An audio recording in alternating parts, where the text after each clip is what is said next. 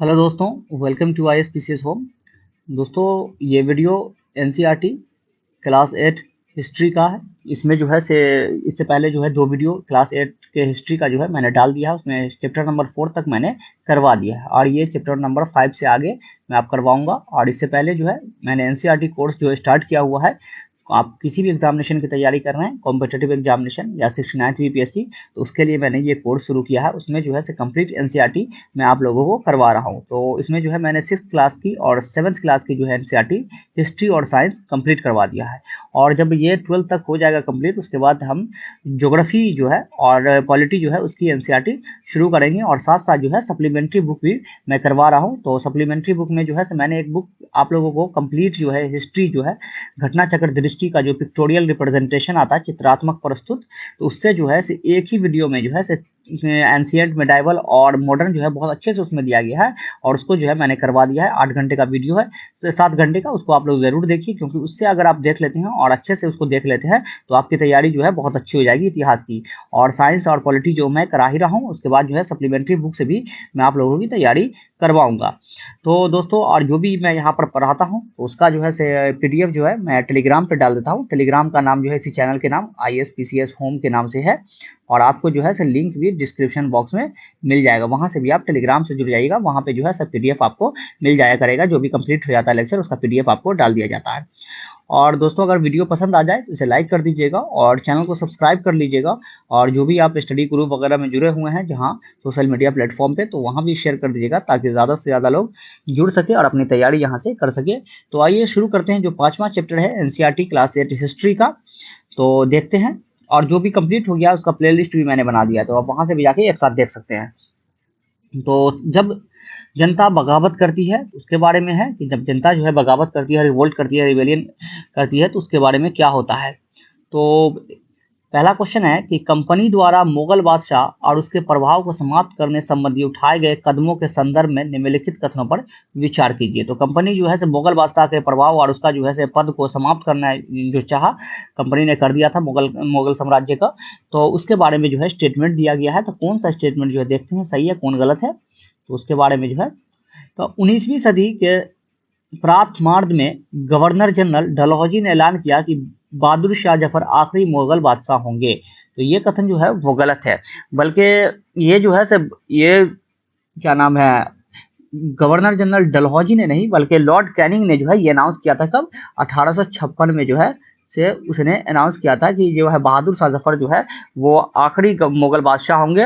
और उसके बाद जो है से उनकी मृत्यु के बाद जो है से कोई भी मुगल जो है से उनका जो वंशज है वो बादशाह नहीं माना जाएगा, वो केवल राजकुमार रहेगा। तो ये 1856 में कैनिंग ने जो है ये ऐलान किया था। तो ये कथन गलत है।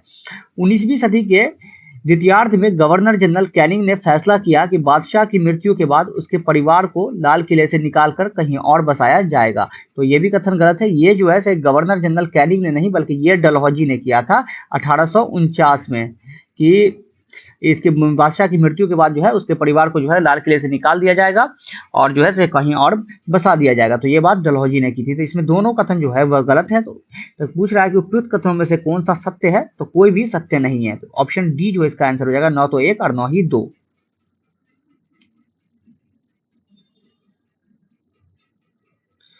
उसके बाद है नेक्स्ट कि 1857 के विद्रोह के कारण को संदर्भ में निम्नलिखित कथनों पर विचार कीजिए। तो 1857 के विद्रोह का जो कारण है उसके जो है स्टेटमेंट दिया गया, क्या वजह थी, क्या कॉजेस था, तो उसके बारे में दिया गया है कि स्टेटमेंट देखते हैं क्या है। गांव में किसान और जमींदार बहुत अधिक लगान एवं कर वसूली के सख्त तरीके से परेशान थे। तो ये जो है से सही है कि जो है से बहुत ज़्यादा टैक्स जो है से बढ़ा दिया गया था किसानों पर, और ज़मींदार भी जो है से इससे परेशान हो गए थे और उनकी भूमि, ज़मींदार की भूमि वगैरह भी छीन ली गई थी जो है, जिससे बहुत परेशान थे ज़मींदार जो है। कई नए नियम सिपाहियों की धार्मिक भावनाओं को ठेस पहुंचा रहे थे। तो ये भी सही है कि नए नियम जो है सिपाहियों की धार्मिक भावनाओं को ठेस पहुंचा रहे थे।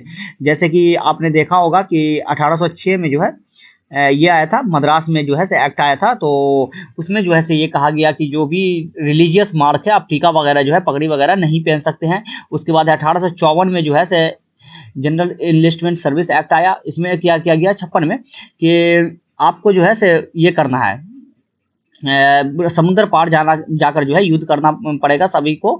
और जो है उस वक्त जो है ये प्रथा मानी जाती थी कि अगर हिंदुस्तानियों में कि अगर वो अगर समुद्र पार कर गए तो उनका जो है धर्म भ्रष्ट हो जाएगा। तो ये सब चीज़ जो है, और उसके बाद जो है आप जानते हैं कि 1856 में जो है ब्राउन बेस की जगह पे जो है इनफील्ड राइफल जो है लाया गया, और उसका जो है कार्ट्रिज जो था उसको जो है दांत से काटना पड़ता था, उसमें जो है सुअर और गाय की चर्बी मिलाने का जो है ये बात अफवाह फैली हुई थी, और जिसको लेकर जो है विद्रोह भी शुरू हुआ था। ये सारे कारण जो था, और ये एक तात्कालिक कारण भी था। तो इन सब की वजह से जो है आपको ये सिपाहियों को जो है धार्मिक भावनाओं को ठेस पहुंची हुई थी, और उन्होंने इस वजह से विद्रोह किया। तो ये भी कथन सही है।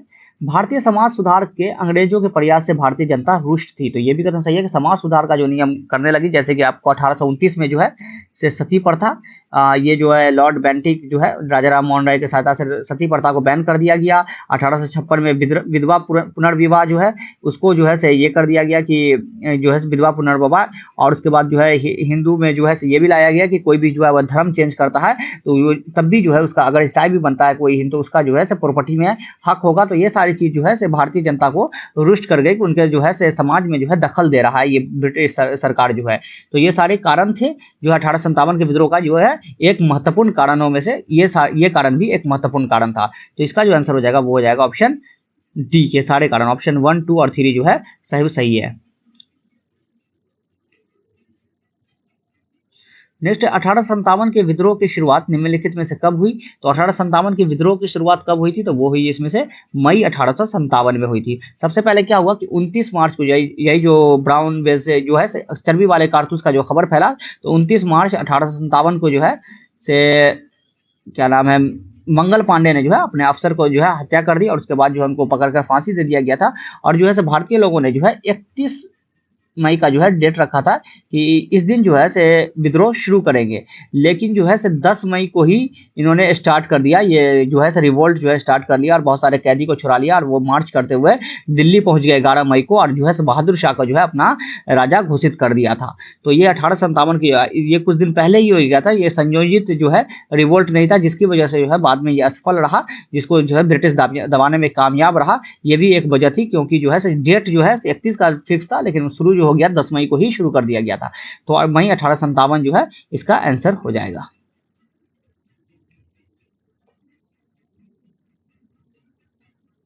उसके बाद है नेक्स्ट, 1857 के विद्रोह में अलग अलग क्षेत्रों में अनेक लोगों ने नेतृत्व संभाला।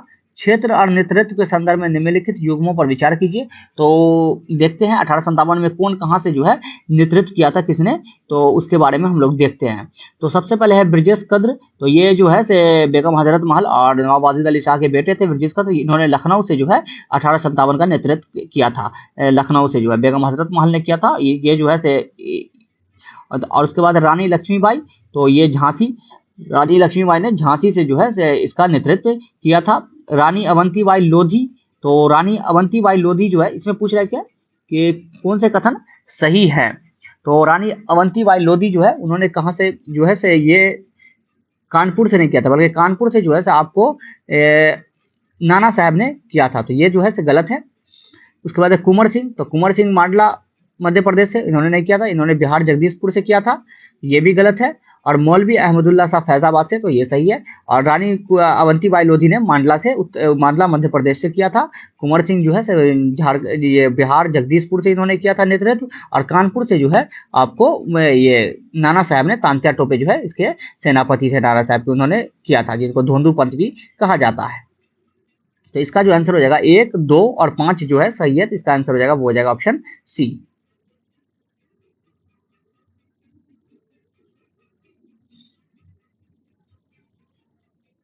के बाद नेक्स्ट क्वेश्चन है कि 1857 के विद्रोह के बाद अंग्रेज द्वारा किए गए अहम बदलावों के संदर्भ में निम्नलिखित कथनों पर विचार कीजिए। तो 1857 के बाद जो है अंग्रेज ने क्या क्या चेंज किया, क्या क्या पॉलिसी अपनाई, तो उसके बारे में दिया गया है। तो पहला जो है स्टेटमेंट है, देखते हैं क्या है कि ब्रिटिश मंत्रिमंडल को एक सदस्य को भारत राज्य का सचिव के रूप में नियुक्त किया गया। तो ये सही है कि ब्रिटिश मंत्रिमंडल के जो है एक सदस्य को जो है भारत का सेक्रेटरी जो है बना दिया गया, और उसको जो है काउंसिल भी दे दिया गया उसको एडवाइस के लिए। और जो है वाइस राय का जो है गवर्नर जनरल का पद को बदलकर वाइस राय जो है वो डायरेक्ट क्वीन का रिप्रेजेंटेटिव हो गया। तो ये कथन जो है वो सही है। भारत के गवर्नर जनरल को इंग्लैंड के राजा रानी के निजी प्रतिनिधि घोषित कर दिया गया। तो ये भी सही है कि उसको जो है निजी प्रतिनिधि घोषित कर दिया गया और वाइसराय जो है उसका नाम दे दिया गया। और पहले वाइसराय जो थे वो थे लॉर्ड कैनिंग। और ये जो है अधिघोषणा जो पढ़ा था क्वीन का, वो 1 नवंबर को लॉर्ड कैनिंग ने पढ़ा था। 1 नवंबर 1858 को इलाहाबाद से जो है इन्होंने ये घोषणा पढ़ी थी। सेना में भारतीय सिपाहियों का अनुपात और उनके वेतन बढ़ाने का फैसला किया गया। तो ये कथन गलत है कि सेना में भारतीय सिपाहियों का अनुपात नहीं, बल्कि अंग्रेजी सिपाहियों का अनुपात बढ़ाने और जो है फैसला लिया गया और वेतन वगैरह नहीं बढ़ाया गया। ये कथन जो है वो गलत है। मुसलमानों की जमीन और संपत्ति बड़े पैमाने पर जब्त की गई। तो ये सही है कि मुसलमानों की बड़ी पैमाने पर जो है अंग्रेजों ने जमीन और संपत्ति जब्त कर ली, क्योंकि अंग्रेजों का मानना था कि ये मुसलमानों ने ही ये दंगा भड़काया है और उसकी जो है बहुत सारे जमीनों को जो है संपत्ति को जो है ये कर दिया। और यहाँ पर जो है सिपाही जो है, तो सिपाही का जो है वो चयन करने लगे कहाँ से, ज्यादातर अब गोरखा, सिख और पठान से जो है ज्यादा सिपाही का जो है भर्ती किया गया। तो ये कथन जो है 1, 2 और 4 जो है इसमें सही है। तो इसमें पूछ रहा है उपयुक्त में से कौन सा सही नहीं है। तो सही नहीं है वो 3 जो है सही नहीं है। तो ऑप्शन सी जो है इसका आंसर हो जाएगा, केवल 3। उसके बाद है नेक्स्ट चैप्टर है उपनिवेशवाद और शहर। तो कॉलोनियलिज्म के बारे में देखते हैं कि क्या है। तो इसमें जो है सबसे पहले दिया गया है सूची 1 जो दिया गया, नाम दिया गया और उसकी क्या विशेषता है उसके बारे में देखते हैं कि सुमेलित करना है, सूची 1 को सूची 2 से मिलाना है।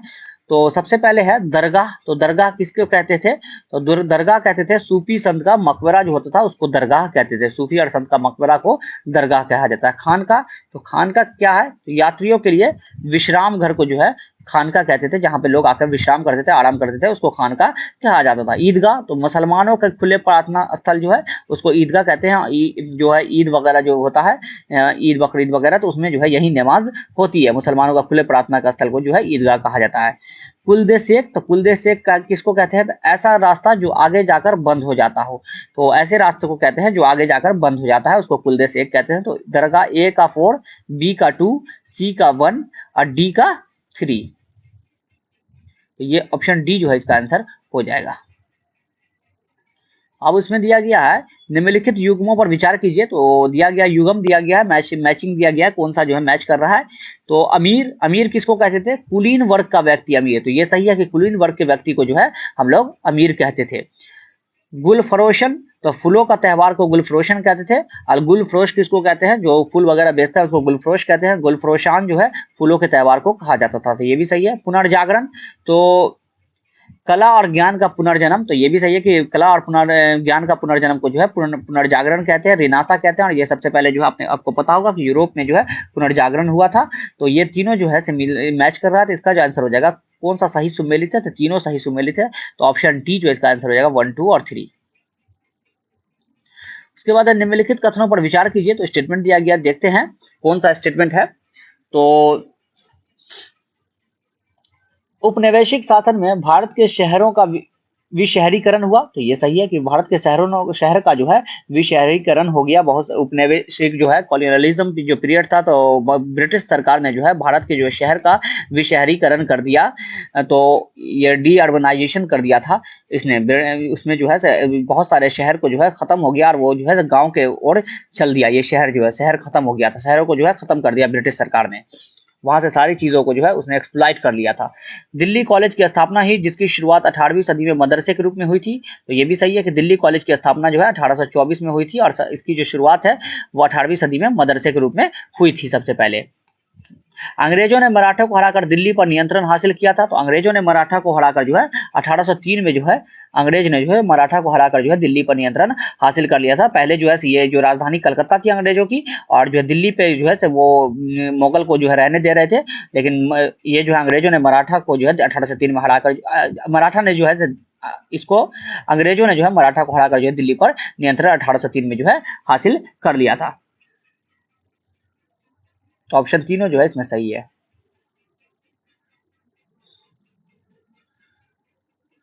उसके बाद नेक्स्ट है राजधानी दिल्ली के इतिहास के संदर्भ में निम्नलिखित कथनों पर विचार कीजिए। तो दिल्ली जो है राजधानी बनी, तो कब बनी और कैसे बनी, तो उसके बारे में हम लोग देखते हैं। तो यह शहर 1000 साल से भी अधिक समय तक राजधानी रह चुका है। तो ये कथन सही है कि ये 1000 साल से भी अधिक समय तक राजधानी रह चुका है। सल्तनत काल में भी राजधानी ये रह चुका था। तो ये कथन जो है वो बिल्कुल सही है। दिल्ली 1912 में ब्रिटिश भारत की राजधानी बनी। तो ये भी कथन सही है कि 12 दिसंबर 1912 को 12 दिसंबर 1912 को जो है जॉर्ज पंचम जब आए थे क्वीन मैरी के साथ, जो दूसरा जो है से दिल्ली दरबार हुआ था, उसके उसमें जो जो उन्होंने भाग लिया था, उस टाइम जो है से लॉर्ड हार्डिंगे जो है से वायसराय थे, लॉर्ड हार्डिंगे, और जॉर्ज पंचम ने जो है से दिल्ली को जो है से राजधानी घोषित कर दिया था, ट्रांसफर कर दिया था, कलकत्ता से दिल्ली राजधानी बना दी गई थी। ये 1911 में जो है उन्होंने ये किया था, और 1912 में जो है ये ट्रांसफर कर दिया गया था। पहले कर्जन ने जो है डिवाइड किया था जो बंगाल को, उसी को जो है बंगाल डिवीजन को भी इसने इसी में रद्द कर दिया था, और इसी में जो है लॉर्ड हार्डिंग पे बम भी फेंका गया था। उसके बाद नेक्स्ट, इस क्षेत्र में अलग अलग समय पर बसी अनेक राजधानियां में सबसे शानदार राजधानी शाहजहां ने बसाई थी। तो ये कथन भी सही है कि इस समय जो है शाहजहां ने बसाई थी शाहजहांबाद जो है, और ये सबसे जो है शानदार राजधानी थी। तो ये तीनों कथन जो है इसमें सही है। तो इसका जो आंसर हो जाएगा वो हो जाएगा ऑप्शन डी जो है इसका आंसर हो जाएगा। इब्ने बतूता ने भी अपने किताब में दिल्ली का जो है काफी अच्छा वर्णन किया कि कहा बहुत अच्छा शहर था, जो सबसे उसके यात्रा में जो है सबसे बेहतरीन शहर उसने आज तक जो देखा वो दिल्ली था। उसके बाद है, अंग्रेज 1857 के विद्रोह के बाद दिल्ली के मुगल अतीत को पूरी तरह भुला देना चाहते थे। इस प्रक्रिया में उठाए गए कदमों को संदर्भ में निम्नलिखित कथनों पर विचार कीजिए। तो ये सही है कि 1857 के विद्रोह के बाद जो है ये मुगल और मुसलमानों को ही अंग्रेज जो है इसका ये मानते थे कि इन्होंने ही शुरू किया है, तो कल्प्रिट मानते थे, दोषी मानते थे। तो और इसकी वजह से जो है वो मुगल के जो है सारे अतीत को जो है भुला देना चाहते थे, खत्म कर देना चाहता था, और उसमें उसके लिए जो है उसने बहुत सारे कदम उठाए। तो ये कौन कौन कदम उठाए तो देखते हैं इसमें। अंग्रेज ने यहाँ अनेक मस्जिद और मंदिरों को या तो नष्ट कर दिया तथा अन्य कामों के लिए इस्तेमाल किया। तो ये कथन जो है वो आधा सच है और आधा जो है गलत है। तो इसलिए गलत है क्योंकि इसमें मस्जिदों को नष्ट किया, मुगल से जुड़ी चीजों को तो नष्ट किया, लेकिन मंदिरों को जो है उसने नष्ट नहीं किया, क्योंकि इनका मानना था कि इसमें हिंदू जो है ये हिंदू की कॉन्स्पायरेसी नहीं थी बल्कि मुस्लिम की कॉन्स्पायरेसी थी, जिसमें हिंदू जो है शामिल हुए थे। इसलिए मंदिरों को जो है उसने नष्ट नहीं किया। जामा मस्जिद में 5 साल तक नमाज की इजाजत नहीं मिली। तो ये सही है कि जामा मस्जिद में जो है 5 साल तक नमाज की इजाजत नहीं मिली। उन्होंने इसके लिए दिल्ली में बहुत सारे शानदार आयोजन किए। तो ये भी सही है कि उन्होंने जो है इसके लिए दिल्ली में जो है बहुत सारा शानदार जो है आयोजन भी किया। 1877 में जो है लॉर्ड लिटन के काल में जो है ये हुआ था, क्या नाम है, दिल्ली दरबार हुआ, और उसमें जो है रानी विक्टोरिया को जो है भारत का सम्राट भी घोषित किया गया। तो ये सारे कथन जो दोनों कथन जो है सही है, 2 और 3 जो है सही है। इसमें कौन सा सही नहीं है तो सही नहीं है केवल एक, ऑप्शन ए जो है इसका आंसर हो जाएगा। उसके बाद नेक्स्ट है, अंग्रेजों द्वारा कलकत्ता की बजाय दिल्ली को राजधानी बनाने का निर्णय निम्नलिखित में से कब लिया गया। तो अभी मैंने बताया कि ये कब लिया गया। जॉर्ज पंचम को इंग्लैंड का राजा बनने के समारोह में जो है दिल्ली दरबार जब हुआ था 1911 में, तो तब लिया गया। तो ये जो है ऑप्शन बी जो है इसका आंसर हो जाएगा।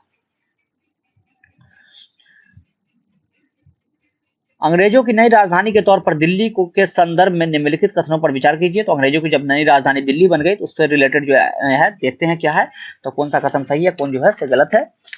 तो एडवर्ड लुटियंस और हॉवर्ड बेकर नाम के 2 वास्तुकार को नई दिल्ली और उसकी इमारतों का डिजाइन तैयार करने का जिम्मा सौंपा गया। तो ये कथन सही है कि एडवर्ड लुटियंस और हॉवर्ड बेकर जो है इन्होंने जो है दिल्ली का जो है इमारतों का डिजाइन ये किया। इन्होंने, ये 2 वास्तुकार थे, आर्किटेक्ट थे, और जो है वायसराय का महल जो वर्तमान में राष्ट्रपति भवन है, और किंग्स पे पैलेस जो था जो वर्तमान में राजपथ है, उसका जो निर्माण जो है लुटियंस और बेकर ने ही किया था। नेक्स्ट है कि वास्तुकार द्वारा डिजाइन की गई दिल्ली में क्लासिक यूनान 5वीं शताब्दी ईसा पूर्व की झलक मिलती है। तो ये भी सही है कि इसमें जो है 5वीं शताब्दी ईसा पूर्व की झलक जो है वो आपको मिलेगी, क्लासिक यूनान की झलक इसमें मिलेगी इस वास्तुकार में। तो दोनों कथन जो है इसमें सही है। तो ऑप्शन इसका कौन सा सही है, तो ऑप्शन सी जो इसका आंसर जाएगा, दोनों कथन सही है। नेक्स्ट है कि 18वीं सदी के आखिरी में कथन और कारण दिया गया है। तो देखते हैं रीजन और असर्शन। 18वीं सदी के आखिरी में जब बंबई, कलकत्ता और मद्रास का महत्व प्रेसिडेंसी शहरों के रूप में तेजी से बढ़ रहा था, तब खास चीजों के उत्पादन वाला बहुत सारे शहर पिछड़ने लगे थे। तो ये कथन सही है कि जब जो है कलकत्ता, मुंबई और जो है मद्रास का महत्व बढ़ने लगा प्रेसिडेंसी के रूप में, तो बहुत सारा जो शहर था जिसमें खास उत्पादन कोई चीज होता था उनका महत्व घटने लगा, क्योंकि जो है जैसे इंडिगो वगैरह ही था तो उसका जो है महत्व घट गया था, क्योंकि जो है नेचुरल डाई जो आर्टिफिशियल डाई का जो है आविष्कार हो गया था। तो बहुत सारी चीज ऐसी थी जो जहां उगती थी पहले वो मिलती थी, उसका जो है महत्व खत्म हो गया। इसकी वजह से जो है बहुत सारा शहर जो है पिछड़ने लगा, और जो है उसके बाद जो है डीअर्बनाइजेशन भी इसी वजह से हुआ था, क्योंकि वहां जो चीजें बनती थी उनकी मांग घट गई थी। तो ये कथन सही है कि जो चीजें वहां बनती थी उनकी मांग घट गई थी, जिसकी वजह से शहर पिछड़ने लगा और वो गांवों में तब्दील होने लगा। तो दोनों कथन, क्योंकि ये जो है ऑप्शन ए हो जाएगा कि ए और दोनों सही है, और जो है ए का सही स्पष्टीकरण कर रहा है। तो ऑप्शन ए इसका आंसर हो जाएगा। नेक्स्ट है विभाजन के समय दिल्ली में आए बदलावों के संदर्भ में निम्नलिखित कथनों पर विचार कीजिए। तो जो विभाजन हुआ, कब विभाजन हुआ, 15 अगस्त 1947 को विभाजन हुआ। माउंटबेटन का जो प्लान था 3 जून 1947 को जो उन्होंने माउंटबेटन प्लान दिया, उसके तहत जो है विभाजन हुआ था भारत का हिंदुस्तान और पाकिस्तान में। तो उसके संदर्भ में जो है ये कथन दिया गया है, स्टेटमेंट दिया गया है। तो देखते हैं, विभाजन के समय दिल्ली के 2/3 मुसलमान पलायन कर गए थे। तो विभाजन के समय जो है दिल्ली के 2/3 मुसलमान जो है वो पलायन कर गए थे। तो ये कथन बिल्कुल सही है, ये पलायन कर गए थे, तो पाकिस्तान चले गए थे। दिल्ली से पाकिस्तान जाने वाले मुसलमानों की जगह पाकिस्तान से आए सिख और हिंदू शरणार्थी ने ले ली। तो ये भी सही है कि दिल्ली से जो मुसलमान गए पाकिस्तान, और पाकिस्तान से जो हिंदू और सिख आए वो दिल्ली आ गए, उसकी जगह उन्होंने ली। दिल्ली की आबादी घट गई। तो ये कथन जो है तो वो गलत है कि दिल्ली की आबादी घटी नहीं थी, बल्कि दिल्ली की आबादी जो है बढ़ गई थी। लाजपत नगर और तिलक नगर जैसी बस्तियां उसी समय बसी थी। तो ये भी सही है कि लाजपत नगर और तिलक नगर जैसी बस्तियां जो है उस समय बसी थी। तो इसमें जो है सही 1, 2 और 4 जो है वो सही है। इसमें पूछ रहा है कि कौन सही नहीं है, कौन सा गलत है। तो गलत कौन है, तो केवल डी, केवल 3 जो है वो गलत है, आबादी बढ़ गई थी। उसके बाद नेक्स्ट है बुनकर, लोहा बनाने वाले और फैक्ट्री मालिक, इनके बारे में है। जो लोहा बनाते थे, जो बुनकर है, स्विंग करते थे, और उसके बाद जो है फैक्ट्री मालिकों के बारे में जो है ये चैप्टर है, उसको देखते हैं हम लोग, 7वां चैप्टर। तो भारतीय कपड़े और विश्व बाजार के संदर्भ में निम्नलिखित कथनों पर विचार कीजिए। तो भारत से जो कपड़े बन के जाते थे दुनिया भर के बाजारों में, तो उनको लेकर स्टेटमेंट है कि कौन सा, देखते हैं स्टेटमेंट हम लोग। तो 18वीं सदी के शुरुआत में यूरोप में भारतीय कपड़ों की इतनी अधिक मांग थी कि खुद इंग्लैंड की महारानी भी भारतीय कपड़ों से बनी परिधान पहनती थी। तो ये कथन सही है कि 18वीं सदी में जो है भारतीय कपड़े की बहुत मांग थी, और यहाँ के बने जो कपड़े बड़े बड़े अमीर लोग तो पहनते ही थे, साथ साथ महारानी भी जो है यहाँ से पहनती थी, और इनका बहुत ज्यादा मांग था। यहाँ के कपड़े का क्वालिटी जो है बहुत अच्छा होता था, और हाथों से बने होते थे, बहुत अच्छे कपड़े होते थे। ब्रिटिश सरकार ने ऊन व रेशम निर्माताओं को संरक्षण प्रदान के लिए कैलिको अधिनियम पारित किया था। तो ये भी सही है कि ब्रिटिश सरकार ने जो है अपने ऊन व रेशम निर्माताओं का संरक्षण प्रदान के लिए जो है कैलिको अधिनियम को जो है उसने पारित किया था। सबसे पहले जो है कैलिको जो है एक सूती कपड़े को कहा गया था, पुर्तगालियों ने प्रयोग किया था, लेकिन बाद में जो है रेशम और ऊन के कपड़ों को जो है संरक्षण के लिए जो है निर्माताओं को कैलिको अधिनियम को पारित किया था ब्रिटिश सरकार ने। 1720 ईस्वी में जो है इसने पारित किया था। उसके बाद है भारत में संयुक्त प्रांत स्थित लखनऊ बंडाना शैली के कपड़ों का सबसे महत्वपूर्ण केंद्र था। तो बंडाना शैली के कपड़े का जो महत्वपूर्ण केंद्र वो लखनऊ नहीं बल्कि राजस्थान और गुजरात जो था वो बंडाना शैली के कपड़े का महत्वपूर्ण केंद्र था। और जो है से ये जमादानी शैली का जो बुनाई होता था, जमादानी शैली के जो कपड़े की बुनाई होती थी वो लखनऊ जो है उसका महत्वपूर्ण केंद्र था, बल्कि उसके बंडाना शैली का जो था राजस्थान और गुजरात वगैरह का क्षेत्र जो था इसका महत्वपूर्ण केंद्र था। तो ये कथन जो है वो गलत है। इसमें पूछ रहा कौन सा सही है, तो सही केवल 1 और 2 है।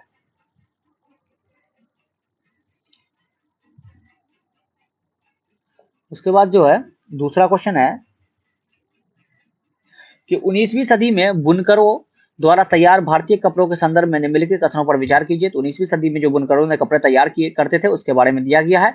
तो देखते हैं स्टेटमेंट। ब्रिटेन में सूती कपड़ा उद्योग के विकास से भारतीय कपड़ों के अंतर्राष्ट्रीय कपड़े बाजार में ब्रिटिश उद्योगों में बने कपड़ों से मुकाबला करना पड़ता था। तो ये सही है कि सूती कपड़ा के विकास के बाद जो है ब्रिटेन में जो सूती कपड़ा उद्योग का विकास हुआ, जिसकी वजह से जो है भारतीय कपड़ा जो है अंतर्राष्ट्रीय बाजार में जो है उसको जो है से ब्रिटिश कपड़े से मुकाबला करना पड़ता था, और वो मशीनें के द्वारा तैयार किए जो है से एकदम जो है उसमें जो है अच्छे से जो है नक्काशी वगैरह किया होता था, और जो है सिलाई वगैरह अच्छे से होती थी, और ये हाथ से। तो इसका जो मुकाबला वो ब्रिटिश बाजार में, अंतर्राष्ट्रीय बाजार में जो है ब्रिटिश कपड़ों से मुकाबला भारतीय कपड़े को करना पड़ रहा था। 19वीं सदी की शुरुआत में ब्रिटिश सरकार ने भारत से आने वाले कपड़ों पर भारी सीमा शुल्क थोप दिए। तो ये भी सही है कि भारत से जो भी कपड़ा इंपोर्ट होता था उस पर काफी ज्यादा जो है टैक्स लगा दिया, जिसकी वजह से जो है ब्रिटेन में जो है इसकी मांग घट गई, लोग नहीं खरीदते थे, और जो मशीनों द्वारा तैयार किया जाता ब्रिटेन का कपड़ा वो सस्ता होता था, और रॉ मटेरियल जो है ये कच्चा माल यहीं से ले जाते थे, ब्रिटिश जो है भारत से ही ले जाते थे और वहां जाकर कपड़ा बनाते थे, और भारत का जो कपड़ा था उस पर काफी टैक्स लगा दिया। तो ये भी, और जिसकी वजह से जो है भारत का मार्केट धीरे धीरे ये खत्म होता गया, जो भारत का जो है हैंडीक्राफ्ट वगैरह जो है जो इंडस्ट्री था वो रूइंड हो गया, एमएसएमई सेक्टर जो है वो बहुत ज्यादा उसको जो है हानि पहुंची। नेक्स्ट है 19वीं सदी के अंत में दक्षिण भारत के शोलापुर और पश्चिमी भारत का मदुरा बुनकरी का महत्वपूर्ण केंद्र था। तो ये कथन जो है वो गलत है कि दक्षिण भारत का शोलापुर नहीं बल्कि पश्चिमी भारत का शोलापुर था, और दक्षिणी भारत का जो है मदुरा जो है वो ये बुनकरों का महत्वपूर्ण केंद्र था। तो ये दक्षिण भारत में नहीं बल्कि पश्चिमी भारत में शोलापुर था और दक्षिण भारत में मदुरा था। नेक्स्ट है 1931 में चरखे को भारतीय राष्ट्रीय कांग्रेस के तिरंगे झंडे के बीच वाली पट्टी में जगह दी गई, जिसे खादी का बल मिला। तो ये सही है कि 1931 में जो है चरखे को जो है भारतीय राष्ट्रीय कांग्रेस के तिरंगा जो झंडा था उसको जो है चरखा को लाया गया। गांधी जी ने जो है खादी को जो है ये किया कि खादी का कपड़ा इस्तेमाल करने पर जो है जोर दिया उन्होंने, और जो है लोकल जो है गुड्स पे उन्होंने जोर दिया कि आप जो है भारतीय सामान को इस्तेमाल करें और जो है ब्रिटिश गुड्स का बाइकआउट करें। तो ये जो है चरखों, इसी वजह से चरखों को जो है झंडा में जो है उसको जगह दिया गया। तो 1, 2 और 4 जो है इसमें सही है। तो पूछ रहा है कि उपयुक्त कथनों में से कौन सा सही है, तो सही जो है 1, 2 और 4 ऑप्शन सी जो है इसका आंसर हो जाएगा। उसके बाद नेक्स्ट है कि निम्नलिखित कथनों पर विचार कीजिए। तो देखते हैं स्टेटमेंट क्या है। भारत में औद्योगिक सूती वस्त्रोत्पादन की पहली बड़ी लहर प्रथम विश्व युद्ध के समय दिखाई दी थी। तो ये सही है कि सूती वस्त्र का जो है उत्पादन जो है सबसे बड़ा लहर जो है से आपको फर्स्ट वर्ल्ड वार के समय दिखाई दिया गया था, क्योंकि फर्स्ट वर्ल्ड वार के समय जो है ब्रिटिश जो है कपड़ा जो आता था उसके वो आना कम हो गया था, वो कम मात्रा में आया था। सैनिकों को जो है जरूरत पड़ती थी कपड़े की, इसलिए जो है बहुत सारा कपड़ा जो है भारत का जो है औद्योगिक क्षेत्र जो है वो विकास किया और ज्यादा कपड़ा की जरूरत पड़ी। इस वजह से जो है भारत में ही जो है कपड़ा बनना तैयार हुआ। तो ये कथन जो है सही है। भारत में लोहे एवं इस्पात में औद्योगिक विस्तार प्रथम युद्ध के समय शुरू हुआ। तो ये भी सही है कि प्रथम युद्ध के समय ही जो है लोहा एवं उद्योग इस्पात का जो है आयरन एंड स्टील इंडस्ट्री जो है उसका विस्तार जो है हुआ। और टिस्को जो है सबसे पहले टिस्को जो है उसकी स्थापना जो है आपको 25 अगस्त 1907 को हुई थी। और जो है ये जो है चालू हो गया था आपको क्या नाम है 1912 में जाकर जो है ये चालू हो गया था टिस्को, और आयरन स्टील जो है इंडस्ट्री यहाँ पे फला बढ़ा इसी वजह से। टीपू सुल्तान की तलवार में खास विशेषता वाली वुड्स स्टील का प्रयोग हुआ था। तो ये भी सही है कि टीपू सुल्तान की जो तलवार थी उसमें जो है वुड्स स्टील का प्रयोग किया गया था। ये एक ऐसा स्टील था जो स्टील वगैरह लोहे वगैरह को भी काट देता था, काफी नोकीला ये इसका जो है धार अच्छा होता था और काफी मजबूत होता था। तो ये जो है टीपू सुल्तान की तलवार में एक खास विशेषता थी। तो तीनों कथन जो है इसमें सही है। तो ऑप्शन इसका जो आंसर हो जाएगा वो हो जाएगा ऑप्शन डी, इसमें तीनों कथन सही है। उसके बाद नेक्स्ट क्वेश्चन है कि निम्नलिखित में से किस स्थान पर भारत की पहली सूती कपड़ा मिल स्थापित हुई थी। तो सबसे पहले सूती कपड़ा मिल भारत की कहाँ स्थापित हुई थी, तो वो हुई थी बंबई में। कब हुई थी, तो 1854 में जो है बंबई में सबसे पहले सूती कपड़ा मिल जो है भारत की स्थापित हुई थी।